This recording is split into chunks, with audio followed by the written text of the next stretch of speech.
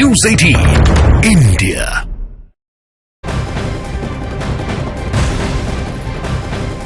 और सीधा रुख इस वक्त की बड़ी खबर के तरफ। बड़ी खबर महाराष्ट्र से, जहां की राजनीति में इस वक्त खलबली मची हुई है। चुनाव आयोग ने इंडी गठबंधन के सहयोगी शरद पवार को जोरदार झटका दिया।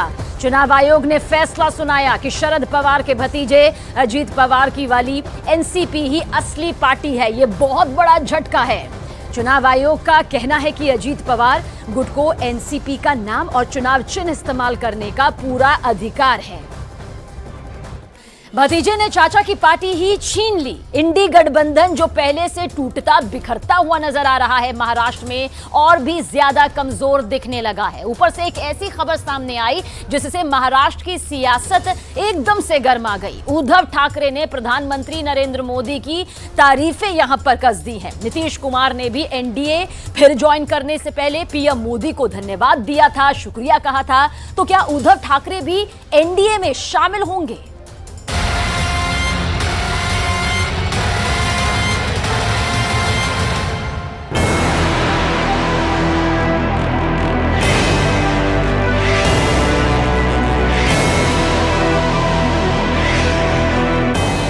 मोदीजीने मला एकच सांगायचं की मोदीजी आम्ही तुमचे शत्रू नव्हतोच, आजही शत्रू नाहीच.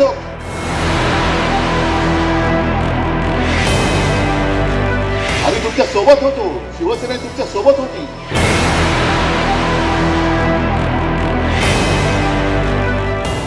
गेल्याही वेळेला आम्ही युतीचा प्रचार केला होता. आमचे विनायक राऊत आणि सगळे इथून ते निवडून आले म्हणून तुम्ही तिकडे पंतप्रधान बसलात. पण नंतर तुम्ही आम्हाला दूर टाकलं. प्रधानमंत्री नरेंद्र मोदी की तारीफ के ये शब्द उद्धव ठाकरे के हैं। ठीक उसी तर्ज पर जैसे कर्पूरी ठाकुर को जब भारत रत्न देने का ऐलान किया गया तो नीतीश कुमार ने पीएम मोदी को धन्यवाद दिया था। क्या उद्धव ठाकरे भी नीतीश की राह पर निकल पड़े हैं? ऐसा हुआ तो मतलब ये कि उद्धव ठाकरे फिर से एनडीए का दामन थाम सकते हैं। ऐसा हुआ तो महाराष्ट्र में ना तो महाअघाड़ी बचेगी, ना एनडी बचेगा और ना ही यूपीए। ऐसा हुआ तो महाराष्ट्र की सियासत में मोदी के सीटों की संख्या भी बदल सकती है। ऐसा हुआ तो इंडी गठबंधन पर ये आखिरी प्रहार होगा। जिसके बाद इंडी का क्या होगा, ये पॉलिटिकल पंडितों के लिए रिसर्च और विश्लेषण का विषय होगा। लेकिन अभी उद्धव ठाकरे ने सिर्फ प्रधानमंत्री नरेंद्र मोदी की तारीफ की है। एनडीए के दरवाजे उद्धव ठाकरे के लिए खोलेंगे भी या नहीं, ये अभी क्लियर नहीं है। हम किसी के दुश्मन नहीं है। ये देश की राजनीति है। हम लोकतंत्र बचाने के लिए मैदान में उतरे हैं। प्रधानमंत्री बार बार महाराष्ट्र की यात्रा कर रहे हैं, ये अच्छी बात है। उद्धव ठाकरे ने जिस तरह से पीएम नरेंद्र मोदी की तारीफ की है, उससे कयास के बाजार गर्म हैं। उद्धव अगर एक बार फिर से एनडीए में शामिल होते हैं तो ये बहुत नेचुरल प्रोसेस होगा। जिस तरह से बिहार में जेडीयू भारतीय जनता पार्टी के साथ सालों से साथ चल रही है, उसी तरह से महाराष्ट्र में शिवसेना का बीजेपी से नेचुरल अलायंस रहा है। शिवसेना और बीजेपी के बीच की ये दरार बहुत चौड़ी है। एकनाथ शिंदे के पार्टी तोड़ने के बाद दरार खाई में बदल गई है। लेकिन सियासत में संभावना कभी खत्म नहीं होती। कहा जा रहा है कि उद्धव ठाकरे कांग्रेस के सीट शेयरिंग फॉर्मूले से खफा है। संजय राउत का वो बयान याद कीजिए जिसमें उन्होंने कहा था कि महाराष्ट्र में कांग्रेस 0 सांसदों वाली पार्टी हो गई है। मैंने इतना ही कहा था भाई कि कांग्रेस के पास आज एक भी सांसद नहीं है। आज नहीं है एक भी सांसद। हमारे पास 18 थे, उसमें से कुछ चले गए, 6 बाकी थे। संजय राउत ने कांग्रेस पर तंज कसा तो जवाब कांग्रेस नेता संजय निरुपम ने दिया। कहा कि जिस पार्टी को छोड़कर सभी चले गए हैं, पता नहीं कितने दिन बचे हैं और कितने दिन बचे रहेंगे। कांग्रेस और शिवसेना के बीच बयानों के भाव महाराष्ट्र में इंडी गठबंधन का भविष्य क्या होने वाला है, इसका सूचक है।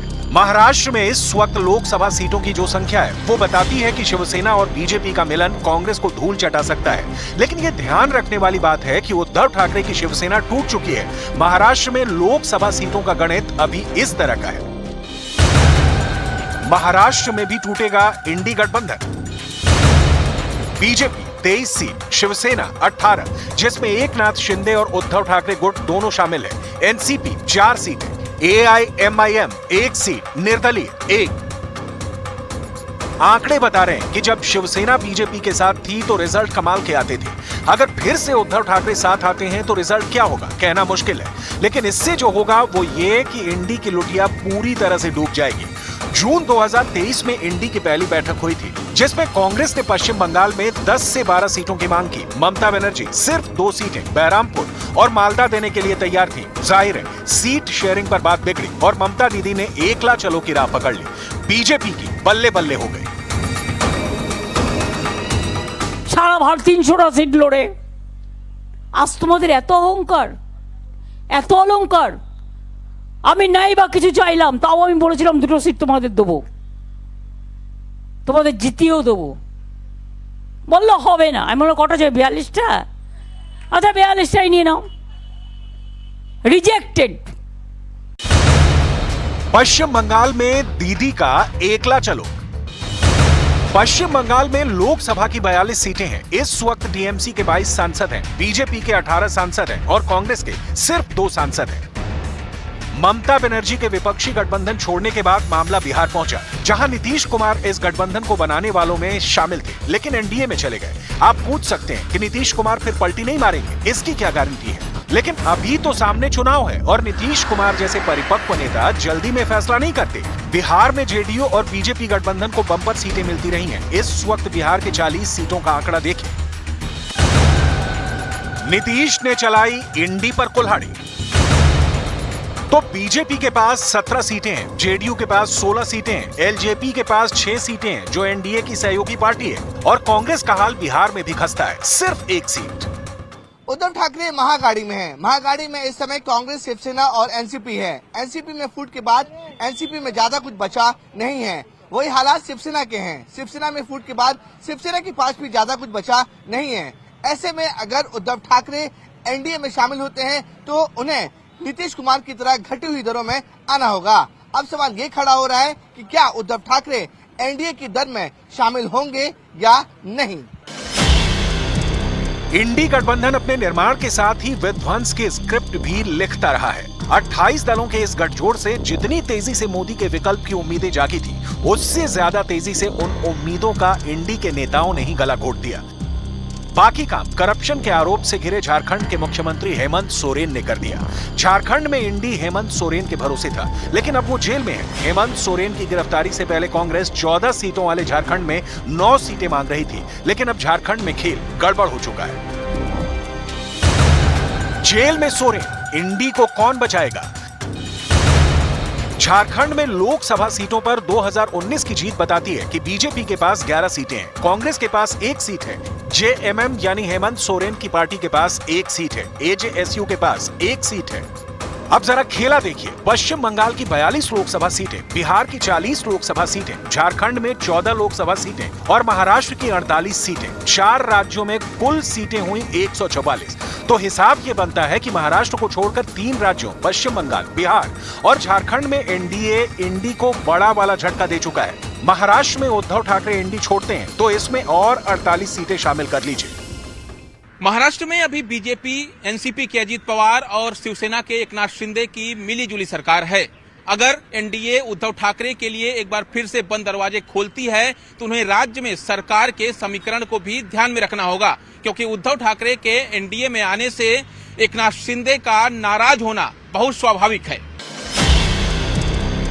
अब सवाल है कि एक एक करते सभी दल इंडी का साथ क्यों छोड़ रहे हैं?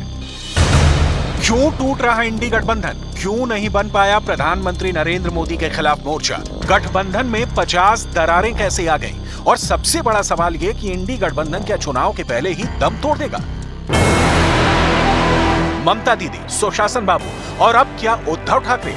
इंडी के पांव तले जमीन खिसकती जा रही है। कहने वाले तो यहां तक कह रहे हैं कि राहुल गांधी की न्याय यात्रा की समाप्ति के साथ ही गठबंधन का द एंड हो जाएगा। हालांकि कंफर्म तो नहीं कहा जा सकता, लेकिन इंडी का भविष्य पूरा अंधकार में दिख रहा है।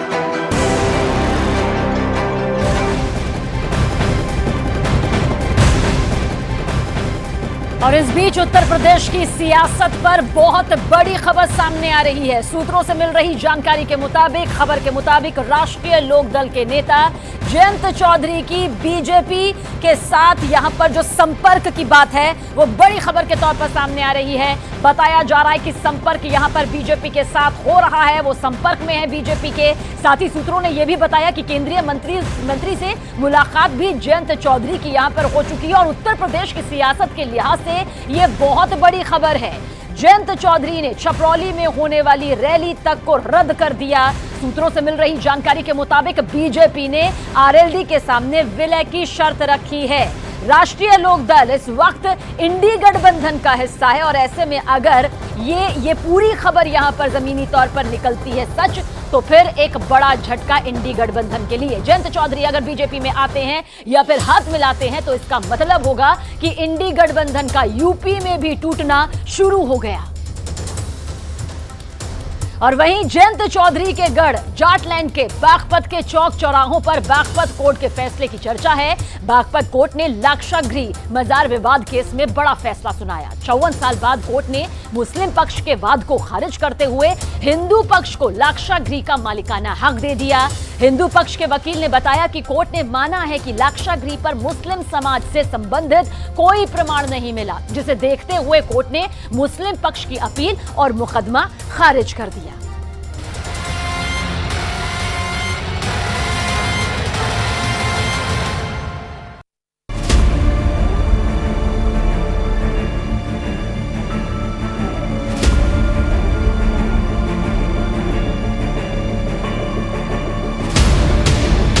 कोर्ट ने ये पाया कि इनका मुसलमानों का यहाँ कोई मैटर नहीं है।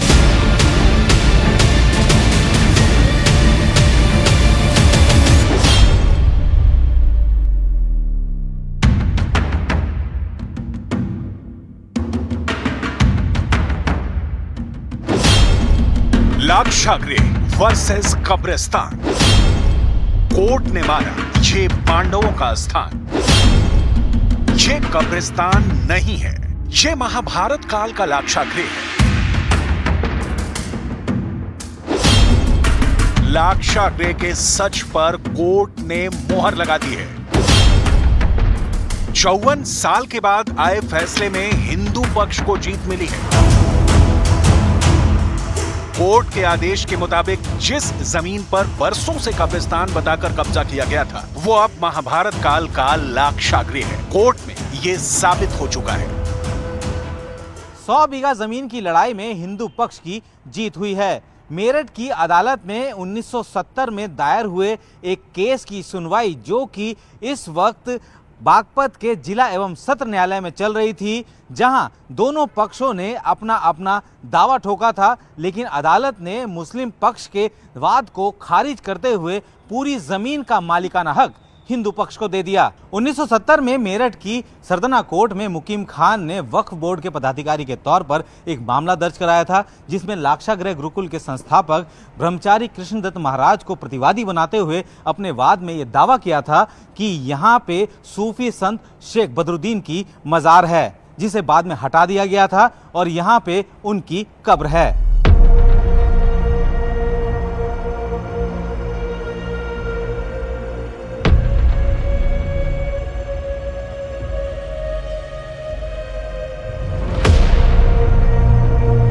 कौरवों और पांडवों के इतिहास से तो आप भली भांति वाकिफ होंगे। दुर्योधन ने जिस लाक्षागृह की अग्नि में पांडवों को भस्म करने का षड्यंत्र रचा,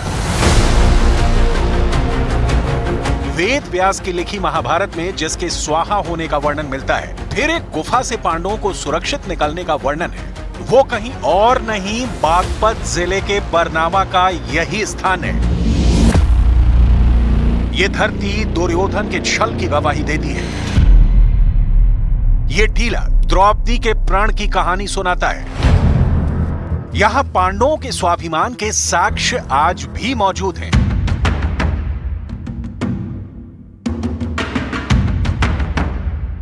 इसी धरती में लगी आग ने भड़काई थी महाभारत काल में कौरवों के समूल नाश की युद्ध ज्वाला।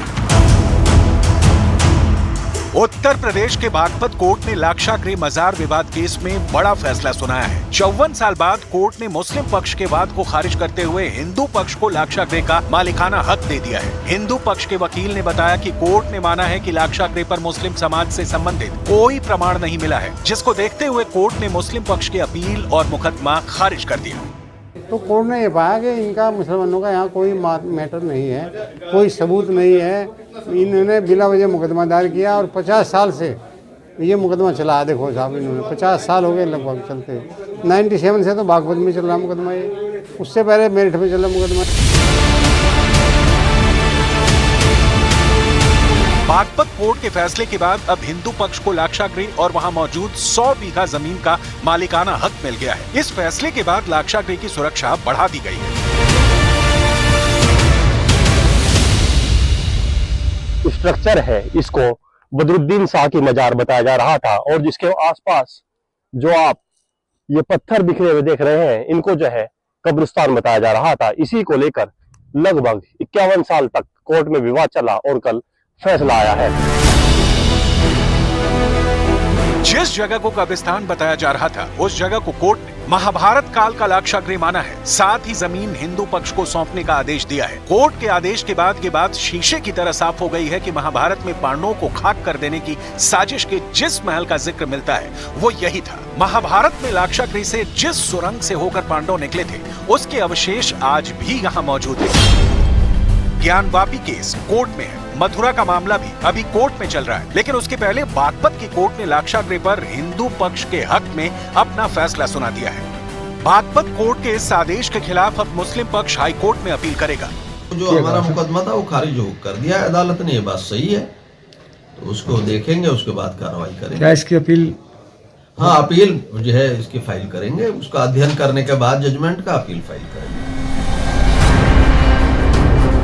बागपत में लाक्षागृह और मजार विवाद 1970 में शुरू हुआ था। मुस्लिम पक्ष ने यहाँ कब्रिस्तान और मजार होने का दावा किया। 1970 में पहले मेरठ कोर्ट और फिर बागपत कोर्ट में केस चला। हिंदू पक्ष का दावा था कि लाक्षागृह महाभारत काल से जुड़ा है। लाक्षागृह की 108 बीघा जमीन पर पांडव कालीन एक सुरंग है। दावा किया जाता है कि इसी सुरंग से पांडव लाक्षागृह से निकले थे। और सबसे बड़ी बात यह है कि लाक्षागृह पुरातत्व विभाग द्वारा संरक्षित स्थल है। बागपत के लाक्षागृह केस में हिंदुओं की जीत पर संत समाज ने खुशी जाहिर की। भगवान पर विश्वास, उसी तरह से कोर्ट पर विश्वास है और कोर्ट जिस तरह से न्याय देगा, हमें न्याय पक्ष में चाहे लाक्षागृह ही नहीं अपितु जो भी 30,000 जितने स्थान है उन सभी पर एक एक करके क्रमबद्ध ये विश्वसनीयता पर और साक्ष्य उतरेंगे कि हिंदुओं के स्थान है और वो सुरक्षित रूप से कोर्ट उनको न्याय देगा। जहाँ जहाँ भी इन लोगों ने मज़ारों का निर्माण किया था, वो सब के सब जय सिया राम होते चले आ रहे हैं और होते चले जाएंगे। जिस समय सत्य यह जिला न्यायालय ने इस प्रकार से आदेश दिया है, बहुत अच्छी बात है। वो ऐसे नहीं आदेश दिया, वो सबूत देखा कि तो सारे सबूत हिंदू पक्ष में है, तब इसीलिए उसने दिया।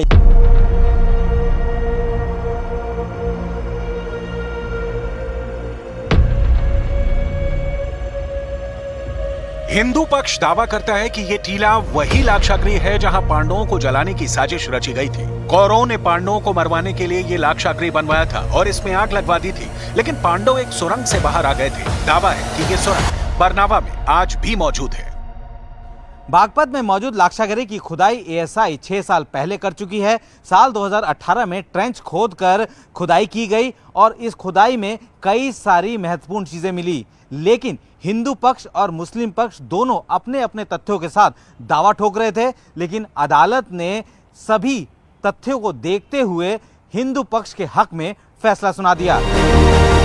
बागपत के बरनावा में मौजूद ये टीला बहुत ही पौराणिक टीला है, जिसे लाखा मंडप भी कहते हैं। दावा किया जाता है कि महाभारत काल में पांडवों ने जो 5 गांव मांगे थे, उनमें से एक गांव बरनावा भी था। महाभारत में ये गांव वर्णाव्रत के नाम से जाना जाता था। इसी गांव के दक्षिणी हिस्से में करीब 100 फीट ऊंचा और लगभग 30 एकड़ भूमि पर यह टीला है, जिसे लाक्षागृह कहा जाता है। अब कोर्ट ने भी हिंदू पक्ष की दलील साक्ष्यों को सच मानते हुए अपना फैसला सुना दिया है।